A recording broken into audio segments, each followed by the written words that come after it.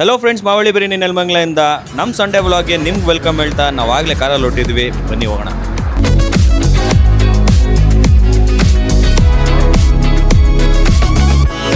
ನಾವು ಬಂದು car park ಮಾಡೋಷ್ಟರಲ್ಲಿ ನಮ್ಮ ಹುಡುಗರು ಒಲೆ ಹಚ್ಚಿದ್ರು. ಇಲ್ಲಿ ಬಂದು ನೋಡ್ರಿ ಮಳೆ ಬೇರೆ, ಸೌದೆ ಬೇರೆ ನಿಂದಿತ್ತು. ಒಲೆ ಒರ್ಸೋಕ್ಕೆ ಎಷ್ಟು ಪರದಾಡಿದೀವಿ ಅಂತ ನೀವೇ ಮುಂದೆ ನೋಡ್ತೀರಾ. ಬಂದಿದೆ ಪಾತ್ರೆನ ಒಲೆ ಮೇಲೆ ಇಟ್ಕೊಂಡ್ವಿ. ಈ ಪಾತ್ರೆ ಬಿಸಿ ಆಗೋಕ್ಕೆ ಏನಿಲ್ಲ ಅಂದರೂ ಒಂದು 20 ನಿಮಿಷ ಮೇಲೆ ಟೈಮ್ ತೊಗೊಳುತ್ತೆ. ಅಷ್ಟರಲ್ಲಿ ನಮ್ಮಿರೋ ಎಲ್ಲ ಐಟಮ್ಗಳನ್ನ ಒಂದು ಕಡೆ ಜೋಡಿಸ್ಕೊಂಡು ರೆಡಿ ಮಾಡ್ಕೊತಾ ಇದ್ದೀವಿ. ಇನ್ನೂ ಪಾತ್ರೆಗೆ ಆಯಿಲೇ ಹಾಕಿಲ್ಲ. ಅಷ್ಟರಲ್ಲಿ ಒಂದು ಗಾಡಿ ಬಂದು ನಿಂತ್ಕೊಳ್ತು. ಈ ಕಸ್ಟಮರ್ ಅಂತೂ ತುಂಬ ಚೆನ್ನಾಗಿ ಮಾತಾಡಿದ್ರು. ಏನು ಮಾತಾಡಿದ್ರು ಅಂತ ಮುಂದೆ ನೀವೇ ನೋಡಿ.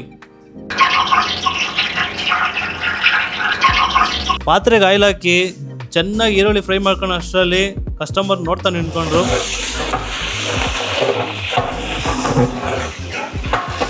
ಟೈಮ್ ಆಗಲಿ ಒಂದು 2:30 ಆಗಿತ್ತು. ಕಸ್ಟಮರ್ಸ್ ಎಲ್ಲ ತುಂಬ ದೂರದಿಂದ ಬಂದಿರ್ತಾರೆ. ನಮ್ಮ ಬಿರಿಯಾನಿ ಮಾಡೋದು ನೋಡೋಕ್ಕೆ ತುಂಬ ಖುಷಿ ಪಡ್ತಾರೆ. ಆಗಲೇ ಹೇಳೋದಲ್ವಾ, ಕಸ್ಟಮರ್ ತುಂಬ ಚೆನ್ನಾಗಿ ಮಾತಾಡ್ತಾರೆ ಅಂತ. ಅವರೇ ಫ್ರಾಂಚೈಸ್ ಬಗ್ಗೆ ವಿಚಾರಿಸಿದ್ರು. ಫ್ರಾಂಚೈಸ್ ನಮ್ದು ಇವ್ರು ಕೊಡ್ತಾರೆ, ಬಬ್ಲು ಅಂತ ಇದ್ದಾರೆ, ಅವ್ರು ಕೊಡ್ತಾರೆ. ಈಗ ಪ್ರೆಸೆಂಟ್ಗೆ ಶಿವಮೊಗ್ಗ, ಹುಬ್ಳಿ, ಬೆಳಗಾವಿ, ಚಿಕ್ಕಮಂಗ್ಳೂರು. ನಿಮ್ಗೇನಾದರೂ ಫ್ರಾಂಚೈಸ್ ಬಗ್ಗೆ ಇನ್ಫಾರ್ಮೇಷನ್ ಬೇಕು ಅಂದರೆ ಕೆಳಗಿರೋ ನಂಬರ್ಗೆ ಕಾಂಟ್ಯಾಕ್ಟ್ ಮಾಡಿ. ಅದೇ ನಮ್ಮದು ಡಬಲ್ ರೋಡಲ್ಲಿ ಇದೆ ಸರ್, ಇಲ್ಲೇ ಅಲ್ಲ. ಎಲ್ಲರೂ ಕನ್ಫ್ಯೂಸ್ ಆಗಬೇಡಿ. ಶಾಂತಿನಗರ ಬ್ರಾಂಚ್ ಮಾತ್ರ 2:30 ಓಪನ್ ಆಗುತ್ತೆ. ನೆಲಮಂಗಲ ಬ್ರಾಂಚ್ ಬಂದ್ಬಿಟ್ಟು 4 ಗಂಟೆಗೆ ಓಪನ್ ಆಗುತ್ತೆ. ನೋಡ್ತಾ ಒಂದೊಂದೇ ಗಾಡಿಗಳು ಬರೋಕ್ಕೆ ಸ್ಟಾರ್ಟ್ ಆಯಿತು.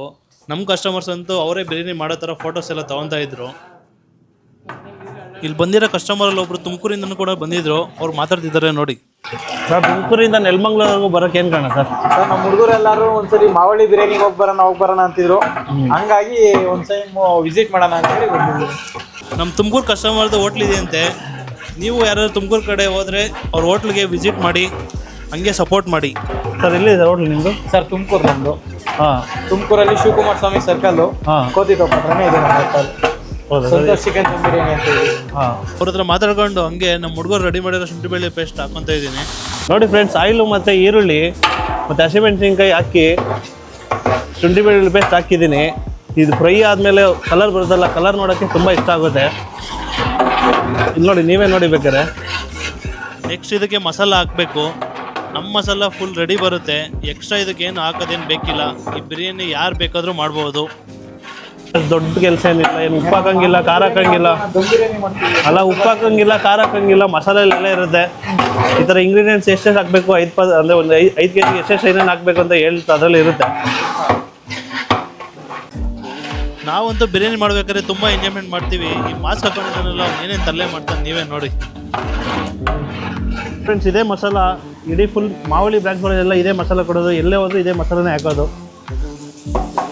ಇದು ಮೇನ್ ಬ್ರಾಂಚಿಂದನೇ ಬರುತ್ತೆ.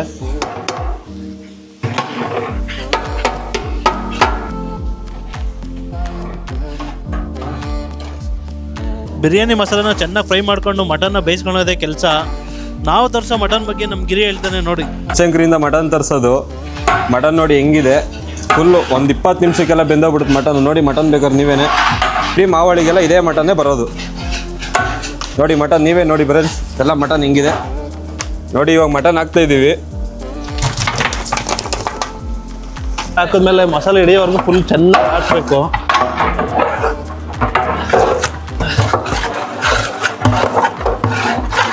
ಮಟನ್ನ ಬೇಯಕ್ಕೆ ಹಾಕಿದ್ವಿ.